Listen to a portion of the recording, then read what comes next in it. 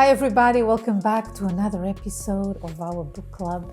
And today's topic, get ready, is secret number 37, dating do's and don'ts. Now, I just want to remind you that we have another platform. We have a YouTube channel called All About You, where we have recently recorded a series of love life special. So we do talk about dating as well in more detail and everything to do with love life. So check it out. Okay, the link will be on the description box. Right, let's see what the author says. Are you ready?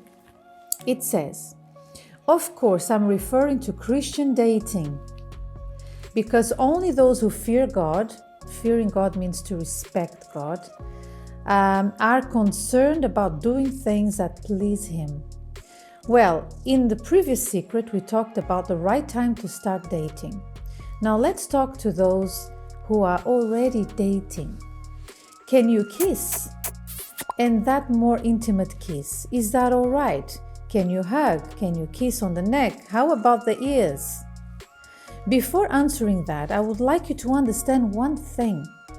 We girls are very different from men.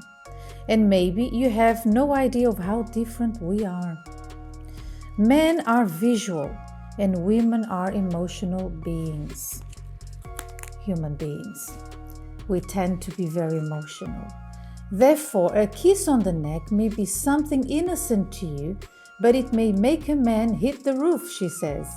Intimate kissing, the kind where it seems that no one's tongue is reaching out, well, blah, blah, blah. You know what I mean? Wow. You know those kisses. That's not a good idea either. Then it says, forgive me if I seem old-fashioned, but I believe this is the right thing. But you may ask me, Nanda, what should we do during dating then? The answer is, pay attention. Number one, talk a lot and get to know each other. That's something that very few people do these days, okay? You need to know the person. Who is this person? Ideally, a good relationship begins from a friendship, so you already know that person. You know where they come from, you know their family, or at least when I say you know their family, you know about the person's background. Oh, they live in this country for this long, blah, blah, blah. So you need to know, okay? Second point, get to know each other's dreams. So you talk about dreams, you talk about goals. Well, what does this person want to do with their life? What is it? Do they want to be in this country forever? Do they want to go back to their country? What is it? You need to know, okay? Third, get to know about his relationship with his family. That's right. If the boy you're dating, or the young man, shall we say, does not care about his mom, about his family, he doesn't get along with anybody, you see there's a pattern, you know, he isolates himself. He doesn't like to communicate with his family. He has a problem when it comes to family. Then you should watch out as well, okay? You should find out. As you ask these questions, as you notice, there are things you will notice before you ask. So you notice certain things, you notice patterns, and then you talk about these things when you go out, okay? So I know that social media and what else, Hollywood and what else, magazines back in my day, they show people, they want to make you believe that dating is to be sexually involved, you know, you need to get to know each other at that level, when it's not true. When you do that, your judgment becomes very clouded, and then you get married to someone, or you even move in, you skip the whole thing, which is terrible idea, and then you are living with a complete stranger, and that's when problems happen. Abuse happens, cheating happens, and so many things happen because I thought I knew this person. No, you knew his body, you knew his kiss, but you did not know the person, okay? So bear that in mind. So dating The Christian way is not boring at all. It's actually a lot of fun. And you can still show your affection towards one another, but very carefully. Point number 4, find out about one another's life goals. So that's important. 5th point, do the two of you share the same opinion about having children? Very important. Because maybe, that person you are dating dreams about having 5 children. But nowadays, is it really a good idea to have 5 children? No, think with me. Can you afford 5 children? Can you afford giving them the comfort they need, the care they need, the love they need? Because perhaps you can't afford it and you will be working the whole day, so no time for love. And love is not just to provide a roof over their head. It's you being present, being a mom. Okay, so let's say that the person wants children and you don't, or vice versa. One will definitely resent the other sooner or later. Okay, this is a deal breaker. Okay.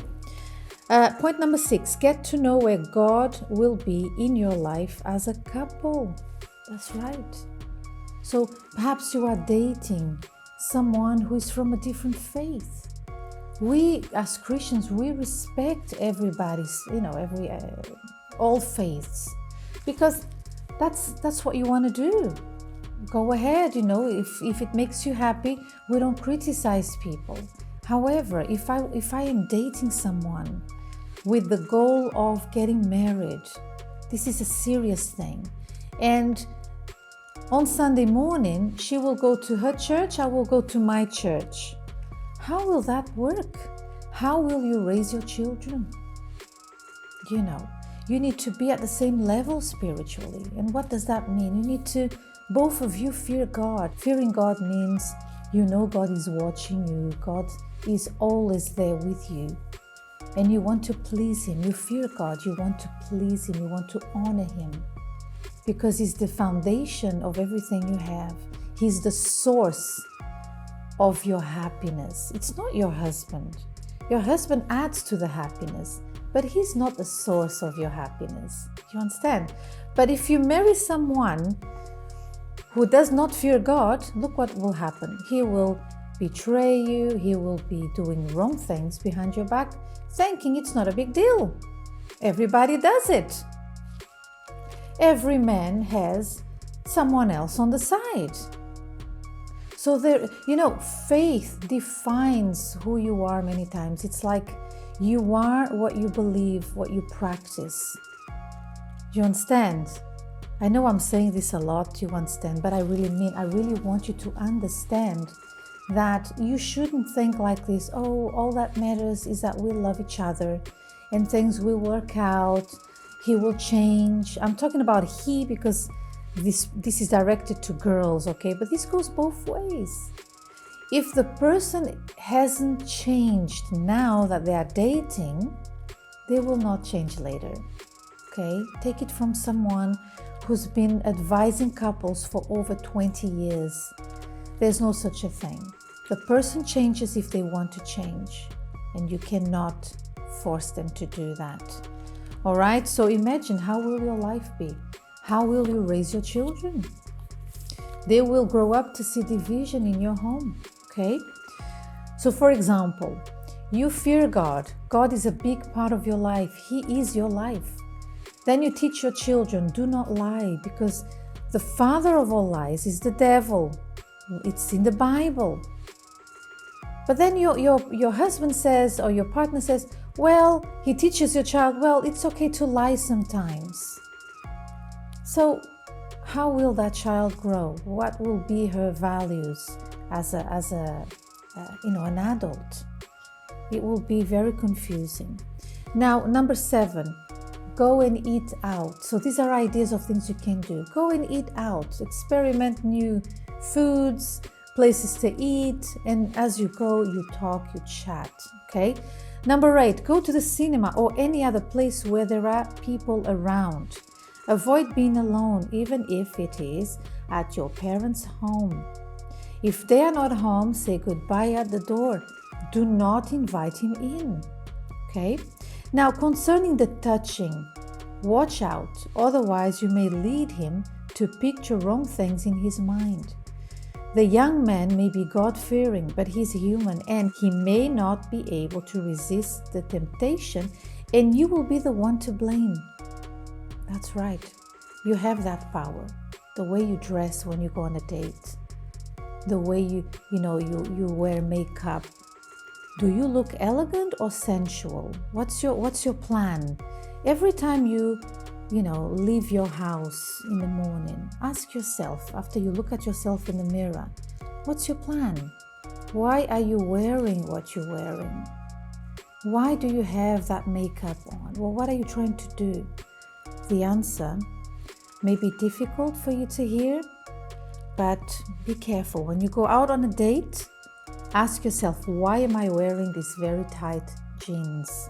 Why am I wearing this very short skirt? What are you trying to do? To entice him to fall into sin? You don't want to do that. Remember, you want God. You want God's presence in your relationship, which means peace, faithfulness. But if you start doing things you shouldn't do, then trouble lies at your door. Okay? As you've heard probably many of your friends complaining that their boyfriends do this and that and everything else you can imagine because they gave too much too soon. All right? Now, let's finish the chapter. It says, never sit between his legs or on his lap. Take care with the hugs. Making out is not allowed. Another important tip is to choose the clothes you wear, like I was mentioning just now, very carefully when you go out with him. So avoid low necklines, tight clothes, or anything else that may excite his imagination.